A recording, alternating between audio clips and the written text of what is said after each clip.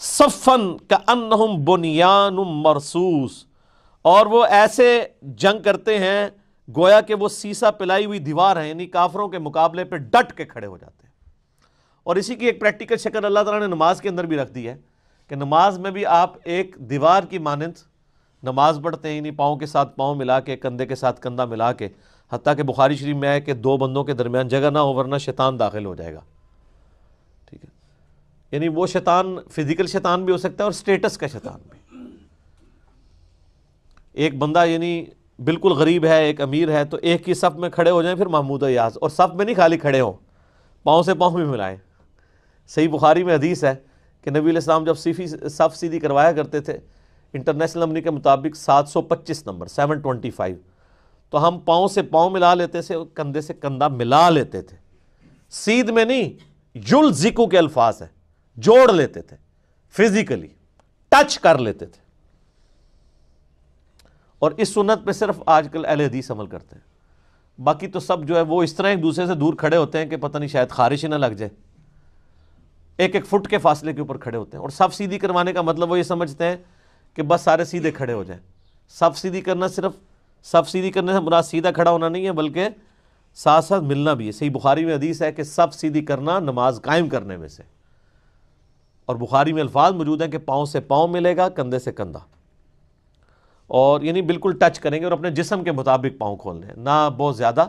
یعنی یہ کندھے کی جو آؤٹر والی سائیڈ ہے اس کی سیدھ میں پاؤں ہونے چاہیے، تو خود بخود کندھا اور پاؤں آپس میں مل جائیں گے۔ اور ظاہر ہے پاؤں ملیں گے، ایڑیاں تو سیدھ میں آئیں گی، اب ایڑیاں تو نہیں مل سکتی کیونکہ اگر ایڑیاں ملائیں گے تو پاؤں کے پنجے قبلہ رخ سے ہٹ جاتے ہیں، پاؤں سے پاؤں ملنا چاہیے، ایڑیاں سیدھ میں ہونی چاہیے۔ وہ ایڑیوں کا ذکر اس لیے ہے کہ پنجے سیدھ میں نہ رکھے جائیں، ایڑیاں سیدھ میں رکھی جائیں۔ اس کی حکمت یہ ہے کہ صف سیدھی تبھی ہوگی جب ایڑیاں سیدھ میں ہوگی، کیونکہ پاؤں تو کسی کے بڑے بھی ہو سکتے ہیں۔ اگر آپ پنجے ملانے شروع کریں گے تو جس کے پاؤں چھوٹے ہیں تو وہ تو آگے جا کے کھڑا ہوگا، ایڑیاں نہیں میچ کریں گی، اس کے پنجے مل رہے ہوں گے، تو ایڑیاں ایک سیدھ میں ہونی چاہیے، پنجے آگے پیچھے ہو سکتے ہیں۔ اس لیے جب ہم بھی یہاں صف سیدھی کرواتے ہیں تو آپ دیکھیں میں بولتا ہوں کہ ریڈ لائن کے ایج کے اوپر آپ کی ایڑی آنی چاہیے۔ اور بخاری مسلم میں موجود ہے کہ نبی صلی اللہ علیہ وآلہ وسلم اقامت کے بعد صف سیدھی کروایا کرتے تھے، حتیٰ کہ آپ کو یقین ہو جاتا کہ صف بالکل سیدھی ہو گئی ہے۔ اس زمانے میں ظاہر اس طرح لائنیں بھی نہیں ہوتی تھی نا، تو وہ ایڑیوں کو سیدھ میں رکھ کے اور کندھے سے کندھا، پاؤں سے پاؤں ملا کے فزیکلی اپنی صف کو سیدھی کیا کرتے تھے۔ آج کل تو بڑا آسان ہے، ہمارے تو باقاعدہ سمجھ لیں صفیں بنی ہوئی ہیں تو خود بخود صف سیدھی ہو جاتی ہے، اور آپ پوری تسلی کرنے کے بعد یعنی نماز کھڑی کیا کرتے تھے۔ لیکن آج کل آپ دیکھ لیں امام کو کوئی پرواہ نہیں ہوتی، خصوصاً جمعے میں تو آپ کو پتہ ہے کہ سورہ فاتحہ بھی مکمل ہو جاتی ہے اور ابھی تک لوگ پچھلی صفوں سے آگے آ کے صف سیدھی کر رہے ہوتے ہیں، کیونکہ نمازی بہت زیادہ ہوتے ہیں۔ تو یہ امام کی ذمہ داری ہے کہ وہ ممبر پہ چڑھے، اقامت کے بعد صف سیدھی کروائے، جو پیچھے لوگ ہیں وہ آگے آ جائے، جب وہ انشور کر لے کہ صفیں مکمل سیدھی ہو گئی ہیں پھر نماز کھڑی کریں۔ یہاں پہ الٹ ہوتا ہے، یہاں پہ لوگ اقامت سے پہلے صف سیدھی کرنا شروع کر دیتے ہیں، حالانکہ صف سیدھی کرنی ہے اقامت کے بعد۔ اور میرے اس پہ کلپ بھی ہے کہ سنت یہی ہے کہ قد قامت الصلاۃ کے اوپر آپ نے کھڑا ہونا ہے،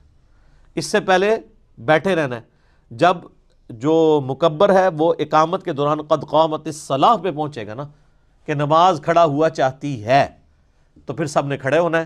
صف سیدھی کرنا ہے۔ تو اس معاملے میں یعنی بریلوی اور اہل تشیع جو ہے نا وہ اس پہ کسی حد تک اتنے پورشن پہ عمل کرتے ہیں کہ وہ قد قامت الصلاۃ پہ کھڑے ہوتے ہیں، جبکہ اہل حدیث اور دیوبند جو ہیں وہ تو امام سے بھی پہلے کھڑے ہوئے ہوتے ہیں اور امام کو تلاش کر رہے ہوتے ہیں کہ زبردستی اس کو لا کے کھڑا کریں، اور